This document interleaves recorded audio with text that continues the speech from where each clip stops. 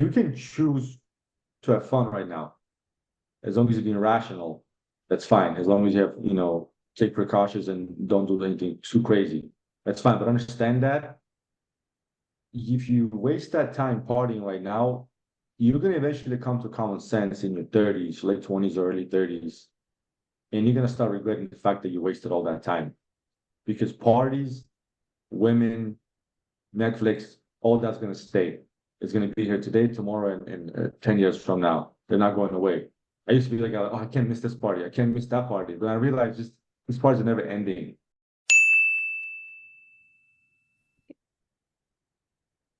Perfect. So you are the host and founder of the Purpose and Over Pleasure podcast, right? You're also a That is cop correct. and an That's entrepreneur. correct.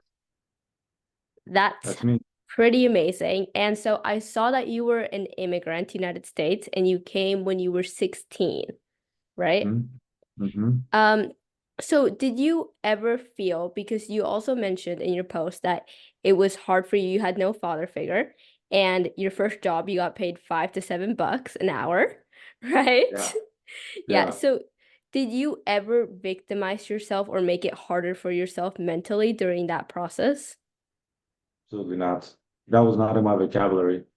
The culture that I come from, we don't talk about this whole victimization. If anything, it's more of don't talk about it at all, rather than creating a victim situation. So that was never an option in my mind. Okay, so you were kind of raised that way. Like you I can't was raised that victimize way. yourself.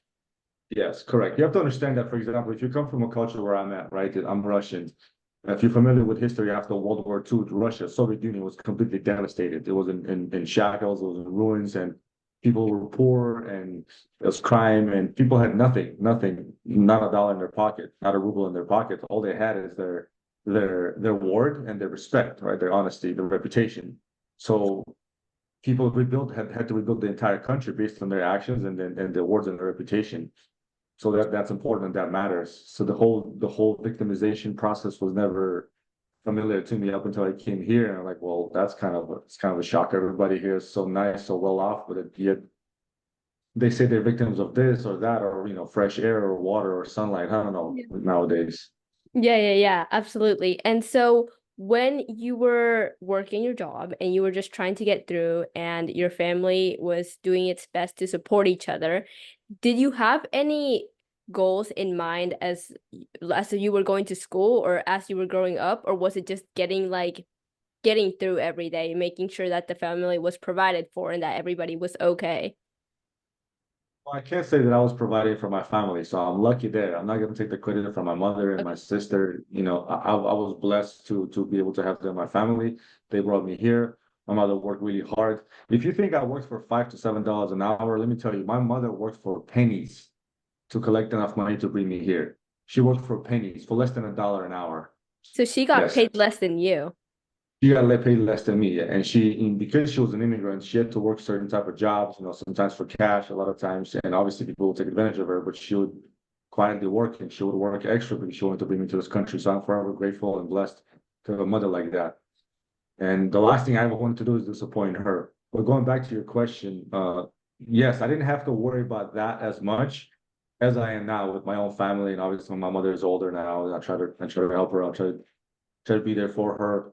And I have my own family to support now. So that's kind of a little pressure on my shoulders, but there's nothing bad about it. You need to, as a man, you need to go full in. You need to accept to admit it. That's part of our responsibilities. That's what we sign up for. This is what comes with the territory. You want to be a man, then be able to take all the responsibilities of what comes with it.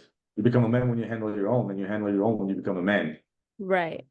Okay. And so as you were integrating into like the American culture, did you ever see like a little bit of like the American dream? Did anybody ever like talk about that? Being financially free or making a lot of money and all of that? Did anybody ever talk to you about the American dream? No, not really. I No, mean, you asked me if anybody talked to me. yeah. No, Yeah. no. The American dream in my mind was something that I had to create for myself. I've always been a dreamer ever since I was a kid. I've always been a dreamer and I still am. And I came from a family of just basically blue collar workers. Mm-hmm. A lot of my family members, including my mother and my sister and my uncles and my aunties, they all come from medical fields. So I was kind of flown into the same field, and I was going to be a doctor. I was going to be a Okay. surgeon.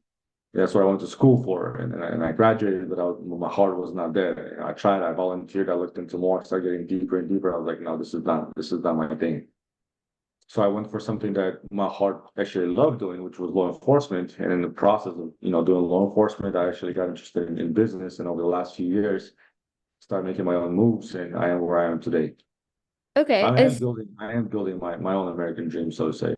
Okay. I like that. And so, as the point where you were like transitioning from high school to college, at what point did you already know that your heart wasn't in it when you were going to college when you made that decision? I was actually about to graduate with my degree when I realized it's not my jam.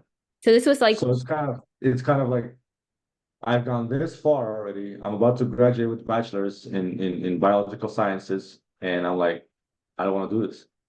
So maybe if I would have transitioned sooner, I would have avoided certain things, but I have no regrets. I did what I did, and I had a great time in college, and I met a lot of great people, and I learned a lot of great things. So to me, it was the pressure on my shoulders was like, well, you're about to graduate with this piece of paper that you worked towards in the last 6, 7 years, and everybody expects you to be and go to the next step and take your test and go to medical school, et cetera, et cetera. And here I am, like now wanting to do it. And I was lost. That was a very dark time in my life. I was lost. It was a very dark point in my life. Well, I had to literally pray to God, and that was the first time that I remember in my adult life where I had to pray to God, and He answered my prayers. He wow. did it. He did it over and over again ever since. Trust me, when I get into little pickles, He helps me out. Sometimes we disagree, but that was the first time I remember that I came clean to Him, and I cried, and I was like, just help me out here, and He did. Okay. So with all the family pressure that you had of like becoming a doctor and the pressure to, I guess, just like provide for yourself and your future family and the pressure of all the work you had added up, how did you deal with that in making the decision of like, I'm not going to graduate or like, I'm not going to go with like this doctor career? I'll tell you how I did it. I was forced to grow up fairly quick. And throughout the process of having to grow up fairly quick, I had to make my own decision to become independent fairly quick.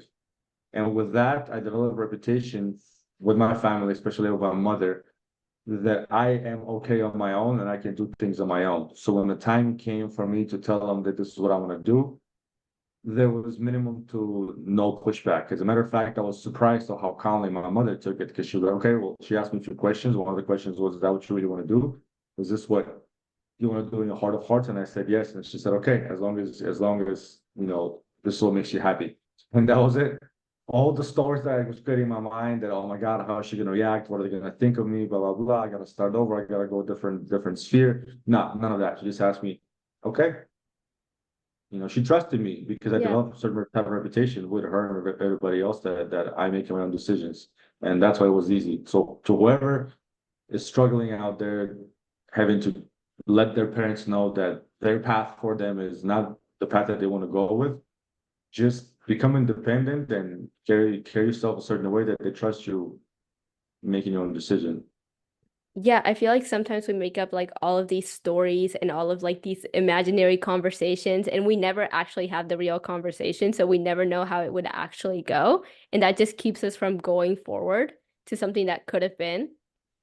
100%. And I think it's very important. You are at the perfect age right now to try out all kinds of different things to figure out what is it that you really love doing.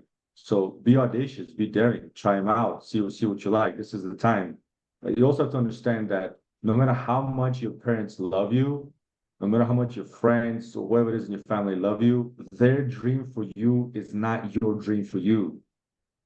And there's going to be a time in your life, probably in the future, maybe really soon, where you're going to be faced with a decision or multiple different decisions where you have to understand, well, my dream is my dream. And what they want for me is not for me.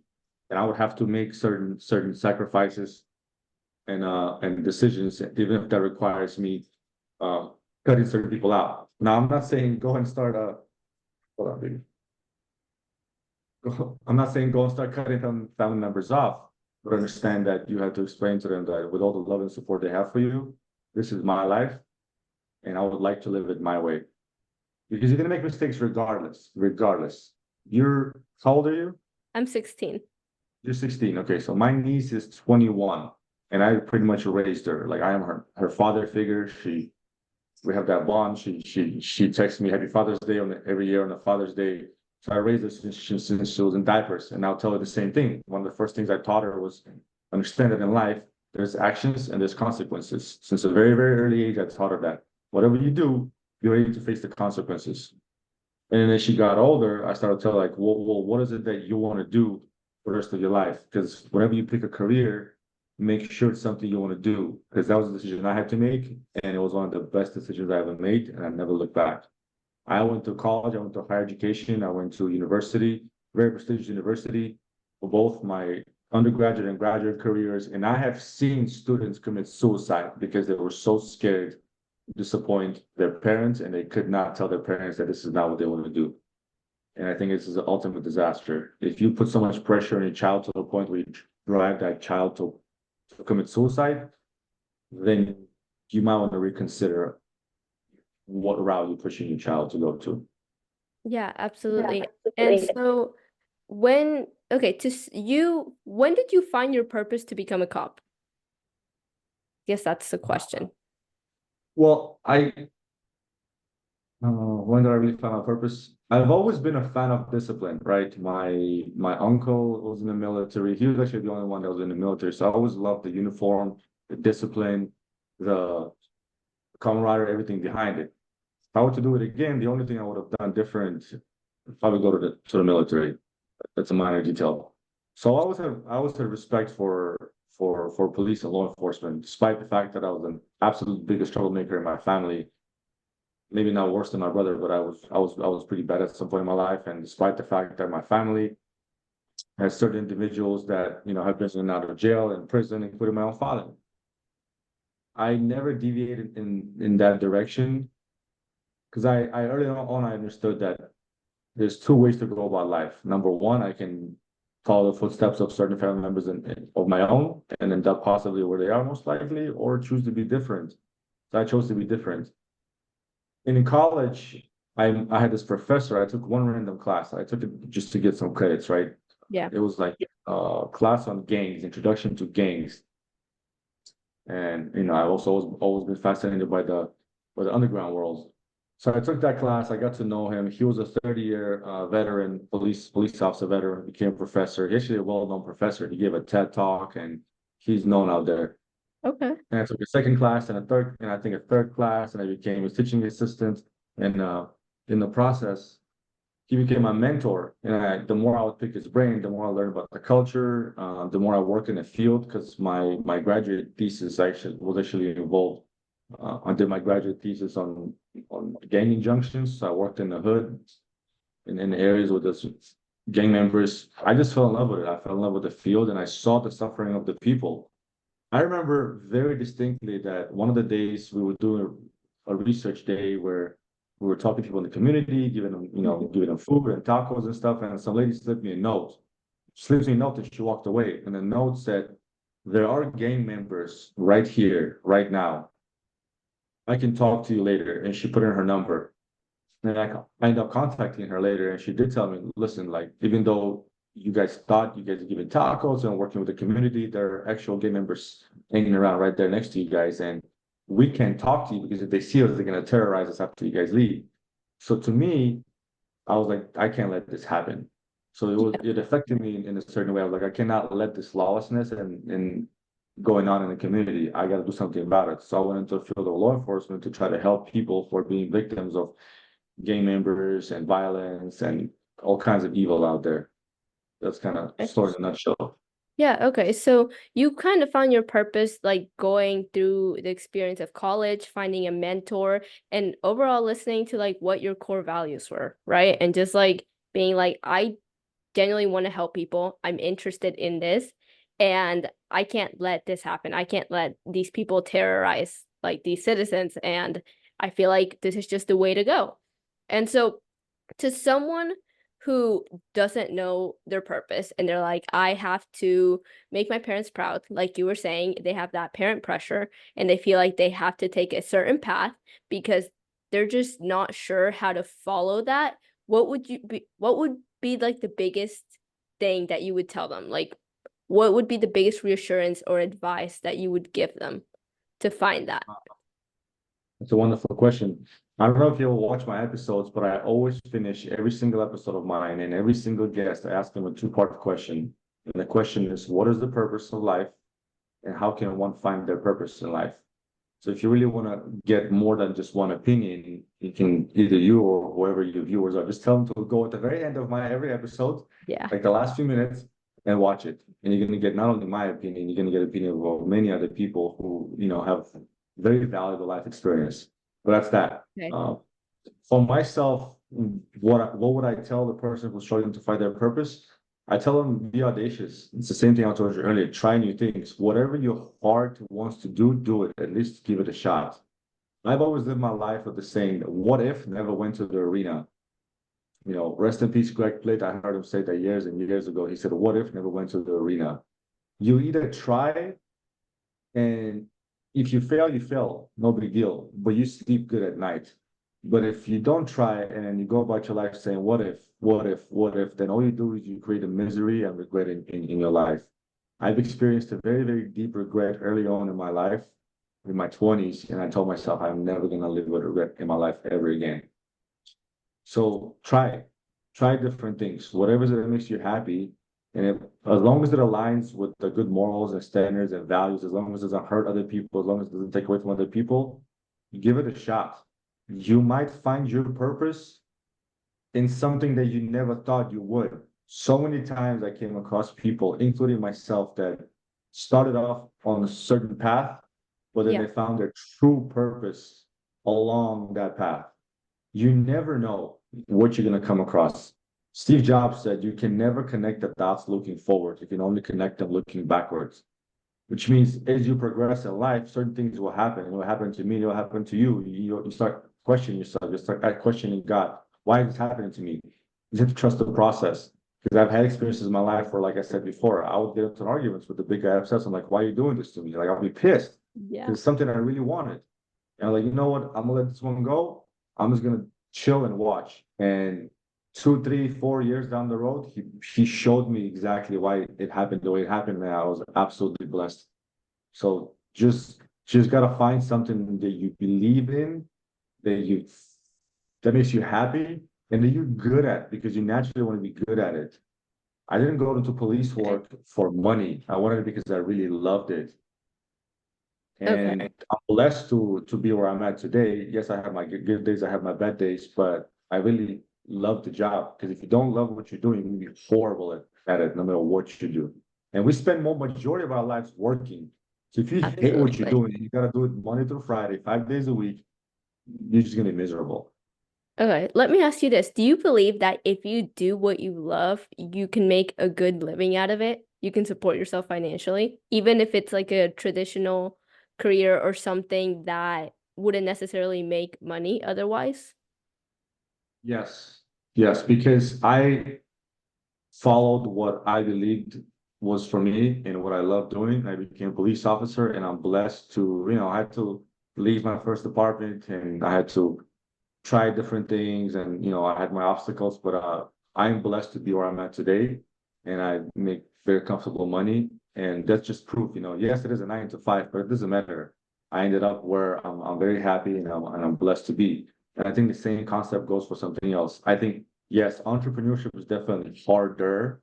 I'm learning that as I go and as I grow as an entrepreneur, but I did that and it made me happy.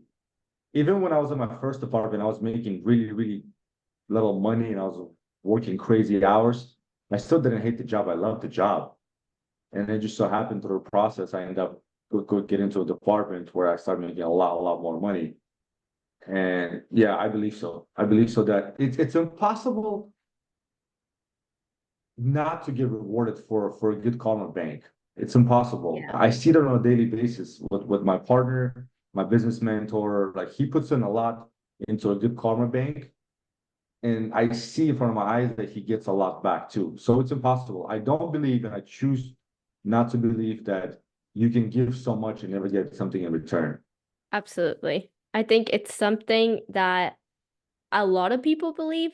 I mean, I've met some people that are hesitant about it, but I like 100% agree with you. Like, if you give something, it just doesn't make sense that you wouldn't receive something back, Yeah, especially if you did it it's like out of energy. your heart. Yeah, it's all energy, and I've done it many. I've done different things many times where I saw things come back to me. And me and my wife were very observant and critical of ourselves, our actions, and what's happening to us. And a lot of times when I notice things that work out a certain way, I discuss that with her, and she does that with me. I don't have an example top of my head, but if you do something right, something will happen in your life that will come back to you. And I believe in that. And Bedros believes in that. He talks about it as well. And I've seen it happen with my own eyes. So I am myself right now in the very beginning stages of starting something new. I have this big project of my own, and it's scary. It's challenging. It's unknown. I'm tapping into something that I have no idea is going to work out or not. But I don't think about it too much. I'm just going to go ahead and do it because at the end of the day, I believe in it. I have this blind, stupid faith, so to say. Yeah. Like, I believe it's going to work out. Like there's no way it's not going to work out. And call me silly, call me stupid, but it gives me a sense of calmness and gives me a sense of peace and happiness that you know what, it's going to work out. Like I believe in it. It's hard to explain. It's Yeah. either I think that one trait is either in you or it's not. Okay, You so can you don't develop believe you can discipline. develop it. It's like you're either born with it or you're not. I think you can develop it if you start seeing things happen over and over and over again. If you're the type of person who just doesn't believe in that kind of stuff, but then something happens and you see it in action, and then it happens again, and it happens again, it happens a little more, and on a bigger scale, then you start, you know what, it's possible. I'm just gonna believe it. I'm just gonna believe it. But also, it's fair to say that over the last decade, I went through a very long process of self-mastery and self-development. What you see right now took over 10 years in the making. I was a totally different person. I was that guy who would party, who would drink, short temper, resort to violence, impatient. Like I was an asshole. Wow. Just recently I was one of those guys, I was a typical player, playboy cop type of thing, and here I am now, just a different person, with dating and loving and taking care of one woman and focusing on myself and what's important. What I'm trying to say is if you start thinking about it, if you start practicing it, if you start believing in manifestation, if you just tap into the source, Yeah. it will just come, man. It will come. And when it rains, it pours sometimes. Yeah. And actually, you touched on something that I made a video about today, actually, about like destroying that limiting belief or something negative that you believe with action to prove it wrong. And so I really Mhm. love the way you phrase that too. It gives you an immense sense of confidence. Yeah, It's very simple, just like fitness, right? Fitness gives you a great, strong, good-looking body. That gives you confidence. And absolutely. with confidence, you can do more. And when you do more, it gives you more confidence it's like a cycle, never-ending cycle. Same goes in the opposite direction. If you do something and you fail and you don't believe in yourself and you fail again, and you think you're a failure, you think you're a loser. But it's not. A failure is just a stepping stone of success. Yeah, absolutely. And so I have one last question for you because I don't want to take a lot of your time. No, no problem. So, I got time. so you created a podcast, created Mhm. named Purpose Over Pleasure. And nowadays we have a lot of distractions, especially in my generation, right? There's a lot of Mhm. pleasures, Netflix, binging, social media, and I mean Yeah. for other people too, is in your age, any age, they got drinking, vices. What made you choose your purpose over the pleasures? Like you just said, 10 years ago, you were a completely different person, choosing different things with different values. What made you change? Ooh, that's a good question. All right. This is going to be a little bit of a story. You ready? Let's go. I would say approximately 3 years ago, right? 2.5 to 3 years ago, after my last serious relationship with my ex, I went bananas, right? And let me put it to you in this retrospective. I'm a man. I had a decent physique, right? I'm an average, I'm not, Brad Pitt, but I'm not an ugly guy. I was a bachelor. I had my own place. I had a nice car. I was making good money.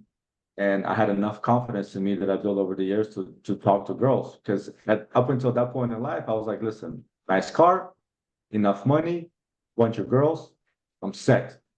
I'm happy. That's all I wanted. That's all I wanted in college. That's all I wanted in my 20s, right? I thought that would be me. Right. So I got it.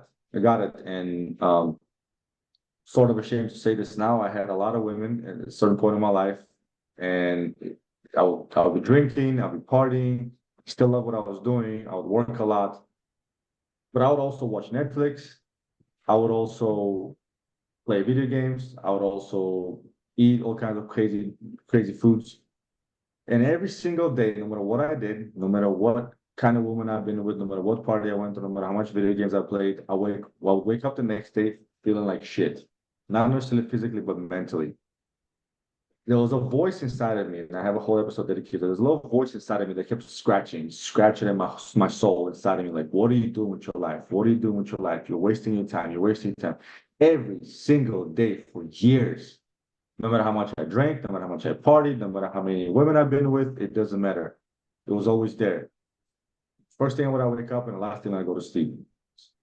And it came to the point where I remember even coming to one of my friends, talking to him about it. He's my age. And he told me, dude, you're crazy. Like, you have everything any guy ever wants. You sound insane right now. What are you complaining about? Oh. So he didn't understand me. I'm like, great, it's not his fault. And I remember talking sometime later to my other friend who's a family man, who's older.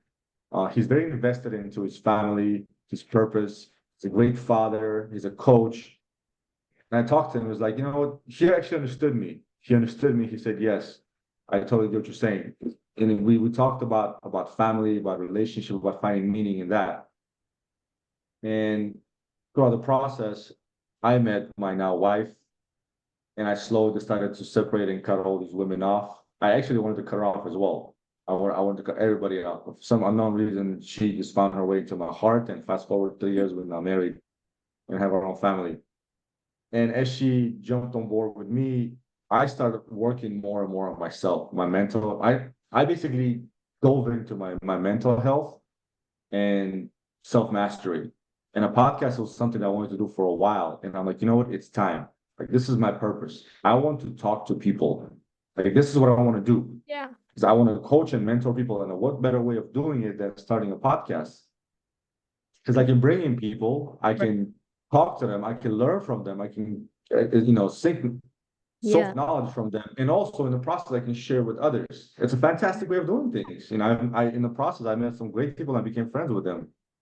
And that was my purpose. And I kid you not, ever since then, that voice has been gone. That little annoying voice inside of my heart, inside of my soul that kept bugging me, kept scratching, kept just driving me crazy. It's gone. It's gone. I haven't heard it in years. The Wow. only thing that sometimes bugs me is that I don't think I'm productive enough, but I think it's the trait of every high achieving person. I recently Yeah. learned that we don't think we've accomplished enough in a day. Like, we need 36 hours in a day than 24. Yeah. We should probably live on Saturn or something, right? So we get longer days. Absolutely. Absolutely. And but that voice is gone. And with that, the doubt is gone. With that, the anxiety, so to say, is gone. The fear, all that's gone.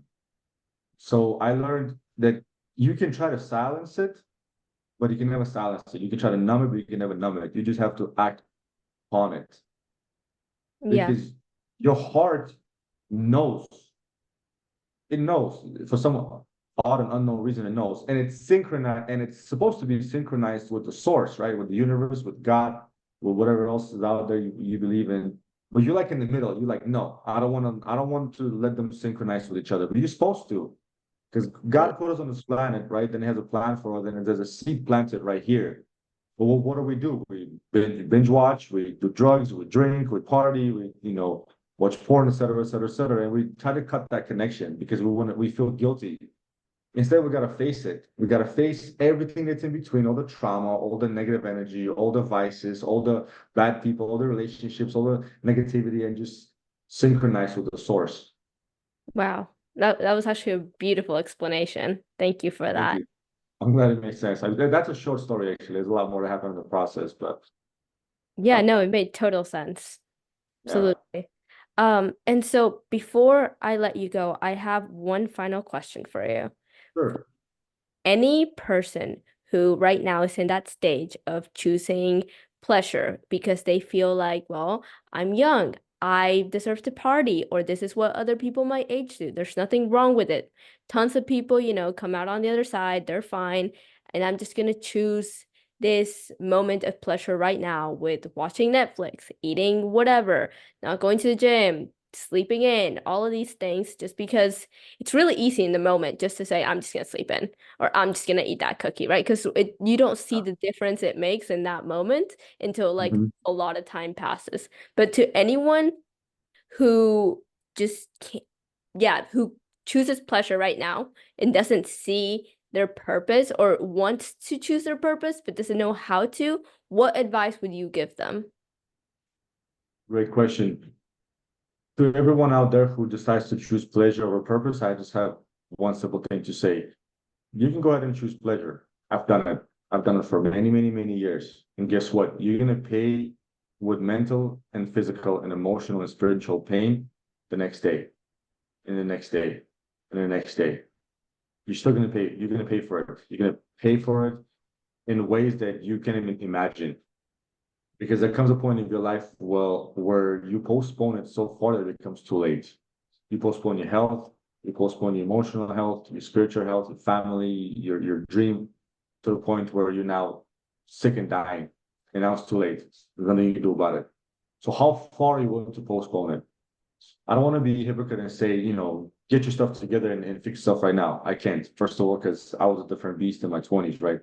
What I do now is I coach young men. I coach young men a little older than you, I would say in their 20s, all the way up to late 30s. And I tell them the same thing. Like you can choose to have fun right now, as long as you're being rational. That's fine. As long as you have, take precautions and don't do anything too crazy. That's fine. But understand that if you waste that time partying right now, you're gonna eventually come to common sense in your 30s, late 20s or early 30s, and you're gonna start regretting the fact that you wasted all that time. Because parties, women, Netflix, all that's gonna stay. It's gonna be here today, tomorrow, and 10 years from now. They're not going away. I used to be like, oh, I can't miss this party, I can't miss that party. But I realized just these parties are never ending. So choose your time wisely. Invest in yourself. This is the time to grow. Like when you're in your 20s or even your 30s, this is the time to grow. Don't choose things that numb you and make you happy over a short period of time. Yeah. And by doing so, sacrificing what's more important for you in the future. Because 5, 10 years from now, majority of people are around you are going to be in the same place. They're going to be still people. I call them still people. Right? Still trying to apply for a job, still trying to go to college, still trying to lose weight, still trying to follow their dreams. Still, they're still people. But there'd be one or two out there who actually flipped the switch and they decided to better themselves. So 5, 10 years from now, who are you going to be? You're going to be that vast majority of sheep who are just struggling, who are in toxic relationships, who hate their lives, who hate what they're seeing in the mirror, or are you going to be of that small percentage out there who separate themselves over the course of the last 10 years and actually doing something valuable with their lives and actually helping other people in the process? Because I can look back and I can say, there's a lot of people in my life that I used to hang out with my 20s, all gone. You're all gone. You, my friend, are going to understand one thing very soon, probably in your 20s. At the rate you're going, you're very smart. You understand it very soon. Your friends right now, most likely are not going to be your friends over the next 5 to 10 years. That's the same thing I tell my niece. It's impossible. And you're going to try to help them because you're a very caring, loving person. I see how you're very kind, you're very gentle, you want to help, and I see what you do out there. You're not going to be able to help them all. Understand that. You're not. And it sucks. It sucks, but you have to focus on yourself and you have to realize that you'll be able to help some. You'll be able to help others who see you become successful and make your life better. And then when they see that, they want to take action and listen to you, right? Yeah. And there's always going to be that fraction of people who'll be like, nah, I'm not changing. It's too late to change, or I'm too scared, or I can't, or I have family, I do this, I do that. And you can never change that part of people. I've worked enough as a police officer to understand that you cannot change somebody who does not want to change ever, That's ever. wow. Yeah. Wow. Thank you for that. I think Well, that's gonna be a very useful message for me in the future, especially because like, you keep like seeing the lesson or maybe you experience a little bit of it. I mean, I've had friends who I try to take along with me in the past, nothing huge and I had to let them go, but over the course of time, maybe like you said in my 20s or something, I know like these things are gonna come up and hopefully I'm able to remember your message. well, I mean, even if you forget, just to shoot me a message, I'll remind you. Or Okay. you should talk to my wife. What we try to do is when I teach young men Yeah. and I mentor young men, she actually tries to coach young women, Oh, women in wow. general. Yeah. Yes, she does that. So we kind of do it hand in hand, Yeah. where we try to help both. Because I'm more of a male oriented. Like I know how to put pressure on a man, and I know how to talk to a man like a man like we're supposed to, not in Right. a very feminine way. Yeah. But she's obviously a woman, and she's tapped into her feminine energy, so she knows how to get to a woman, uh, using that female feminine vibes, you know. Yeah. Yeah. Yeah. So she'd be a good person to talk to if you want to know about on the whole woman's perspective. And she went through her deal of transformation as well. Yeah, her story is pretty interesting as well. Wow, that would be amazing. Yeah, Absolutely. yeah. She Oh, now runs her own business and coaches other women out there. wow. That's impressive. Well, Alex, thank you so much for sharing your story and your Very advice. welcome. Very I welcome. really appreciate this. And I think, yeah, I think I usually have like a goal for every conversation I have with a person. And the goal Yeah. here was like, how did you choose your purpose over the pleasure despite your circumstances? And I feel like we really hit on that. So again, thank you so much for your time. Bro, Yeah. my pleasure. You're doing good things out there, and you're way ahead of your peers. So you stick with the process, and it's gonna be a lot of work.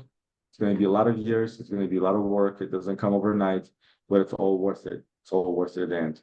Promise you. Okay. All right. Okay? Yeah. Thanks, Alex. You're welcome. My pleasure. Yeah. Okay guys, if you enjoyed this video, I want you to give it a like, comment down below what your favorite part was, and also hit the subscribe button because I'm going to have a ton of more content, value, lessons over your purpose, the lifestyle freedom that you deserve, how to make money and become financially independent, and I'm going to be bringing in some amazing guests that can teach you how to do this, that have done it themselves, and that have been amazing role models to me as well. Alright, so I really hope you enjoyed this. I love this talk, and I'll see you guys soon.